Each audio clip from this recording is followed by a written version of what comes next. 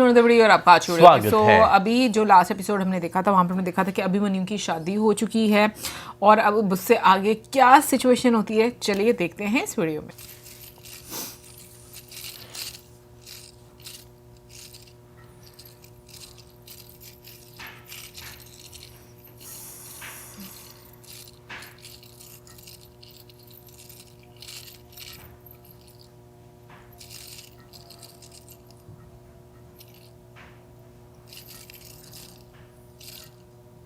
अब तो वासुदेव कृष्ण भी पधार चुके हैं, इसलिए यदि मत्स्य नरेश आज्ञा दें तो हम लोग कौरवों के विरुद्ध होने वाले युद्ध की योजना पर परामर्श आरंभ करें।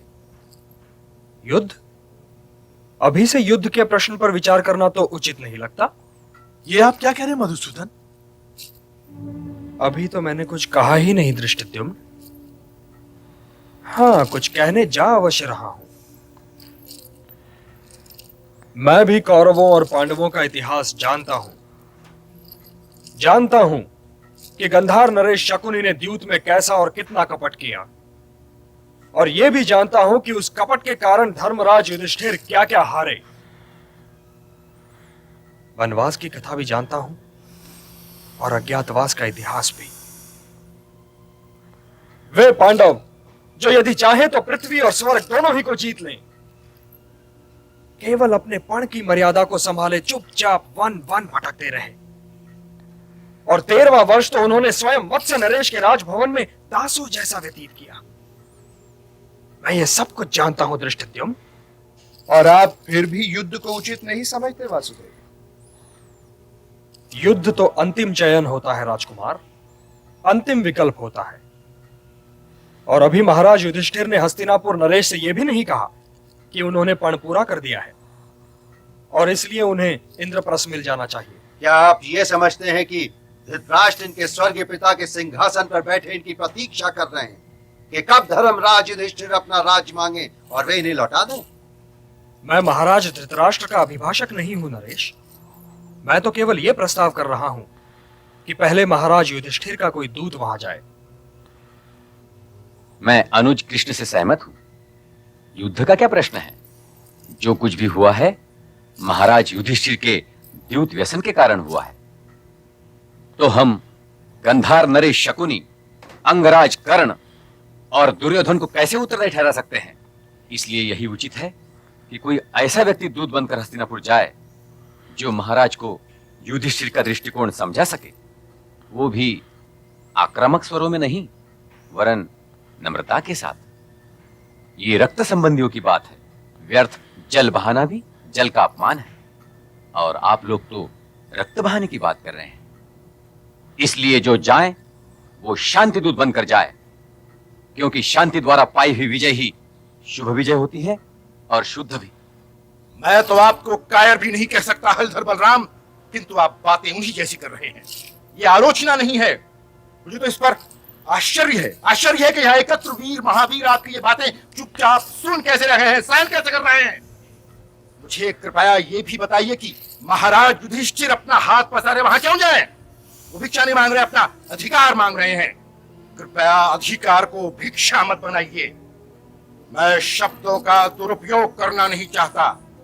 मैं दुर्योधन के साथ नम्र बनकर नम्रता का अपमान नहीं कर सकता। मैं उसे शब्दों द्वारा नहीं, अपने बाणों द्वारा ठोकूंगा।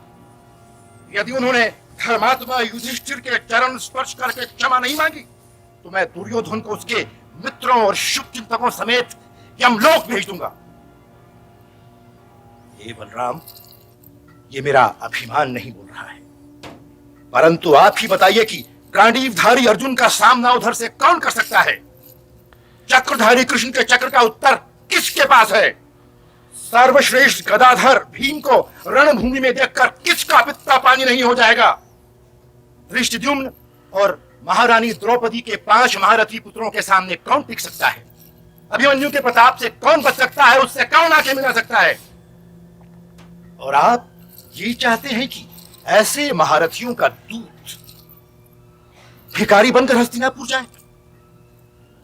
मैं तो कभी ये सोच भी नहीं सकता था कि महारथियों की किसी भी सभा में इस प्रकार की बातें भी हो सकती हैं।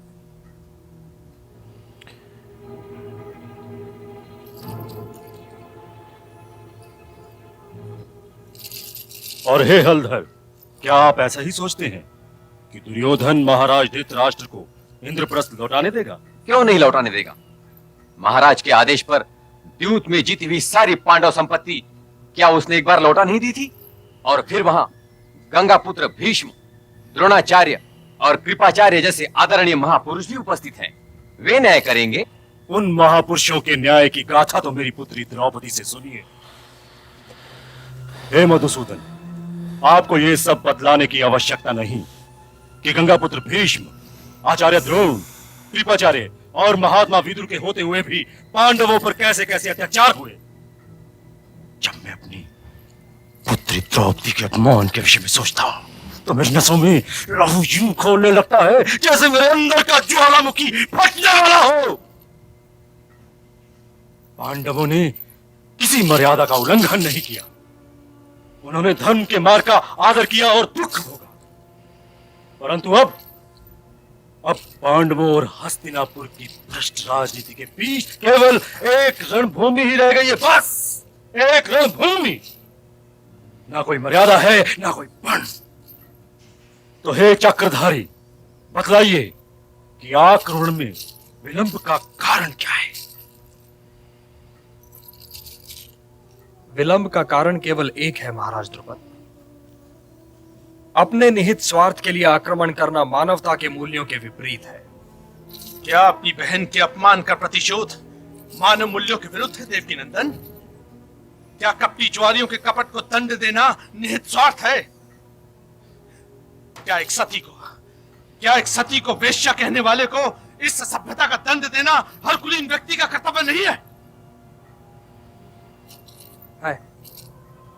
अवश्य, किंतु वो सैनिक जो उधर से युद्ध करेंगे, उन्होंने तो द्रौपदी का अपमान नहीं न किया राजकुमार धृष्टद्युम्न। यहां किसी साधारण युद्ध की चर्चा नहीं हो रही है। इस युद्ध में तो इतने शव गिरेंगे कि उन्हें गिनना असंभव हो जाएगा। गिद्धों को महाभोज के लिए आमंत्रित करने से पहले हमें यह भी सोचना आवश्यक है। ये अनगिनत शव अपने कंधों पर उठाने के लिए आप तैयार हैं महाराज द्रुपद? मैं तो तैयार नहीं हूं। इसलिए पहले संधि की भाषा बोलनी चाहिए। पांडवों को पहले उनसे अपने अधिकारों की मांग करनी चाहिए। युद्ध की भाषा तो उन्हें बोलने दीजिए। क्या संधि प्रस्ताव को वो हमारी है। दुर्बलता नहीं समझेंगे मधुसूदन? वहां सभी लोग दुर्योधन की भांति नासमझ नहीं है विराट नरेश। क्षत्रिय समाज भी दुर्योधन पर अपने वचन का पालन करने के लिए दबाव डाल सकता है, और ऐसे लोगों को एक अवसर तो देना ही चाहिए। एक अवसर। हे महाराज द्रुपद, आप यहां आयु में सबसे बड़े हैं, इसलिए आप ही बताइए कि हमें वहां क्या संदेश भेजना चाहिए। शांति सदैव युद्ध से अच्छी होती है। फिर मेरी प्रतिज्ञा क्या क्या होगा मधुसूदन? पांचाली के खुले हुए केशों का क्या होगा? अब हम संधि करके इंद्रप्रस्थ लौट जाएं और द्रौपदी से यह कहें कि जीवन भर अपने केश खुले रखो? क्या तुम्हारी प्रतिज्ञा मानव कल्याण से अधिक मूल्यवान है कुंती पुत्र भीम? यदि आपकी प्रतिज्ञा के दामों शांति मिले तो समझिए शांति बहुत सस्ती मिली।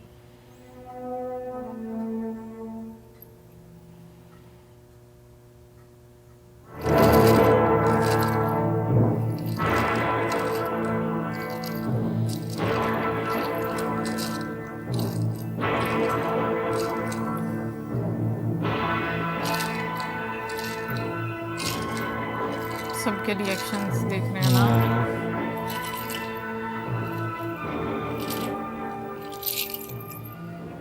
तो फिर सर्वसम्मति से हम ये निर्णय ले रहे हैं कि पहले हमें महाराज धृतराष्ट्र के पास अपना एक दूत भेजना चाहिए। खुद जाएंगे ना?